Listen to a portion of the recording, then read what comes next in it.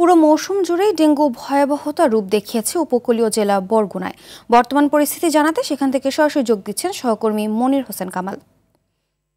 কামাল, মশাবাহিত রোগ ডেঙ্গু নিয়ন্ত্রণে প্রশাসনের উদ্যোগ আছে কিনা, সেখানে কেমন দেখছেন পরিস্থিতি জানাবেন। ছাড়জিনা, বরগুনায় ডেঙ্গু রোগীর সংখ্যা এখনও কিন্তু কমছে না। গতকালকের পর্যন্ত আমাদের বরগুনায় আক্রান্তের সংখ্যা ৮,৮০৬ জন। ইতিমধ্যে সরকারিভাবে ১৫ জন মৃত্যুর কথা বলা হলেও ৬৩ জন এখন পর্যন্ত মারা গিয়েছে। গত পরশুদিনও জেলখানার একজন নারী ডেঙ্গুতে মৃত্যুবরণ করেছে। আমাদের বরগুনার সিভিল সার্জন ডাক্তার আবুল ফাত্তা জানিয়েছেন যে তারা ডেঙ্গু প্রতিরোধে ব্যবস্থা গ্রহণ করলেও তাদের ধারণা হচ্ছে যে ডেঙ্গুর যে আগে যেমন স্বচ্ছ পানিতে ডেঙ্গু মশা তৈরি হতো, এখন অস্বচ্ছ পানিতেও, নোংরা পানিতেও ডেঙ্গু মশা তৈরি হচ্ছে। তো যে ক্ষেত্রে ডেঙ্গু মশা নিয়ন্ত্রণ করা যাচ্ছে না এবং প্রতিদিনই 30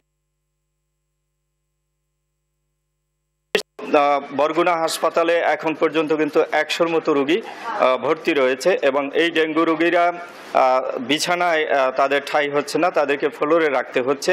এমনকি তারা যে বাথরুমগুলো ব্যবহার করে সেই বাথরুমও অনেকটা নোংরা, অপরিচ্ছন্ন,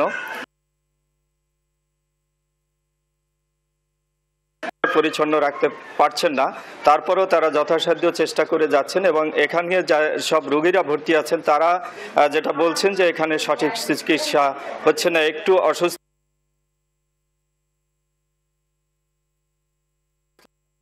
ধন্যবাদ আপনাকে।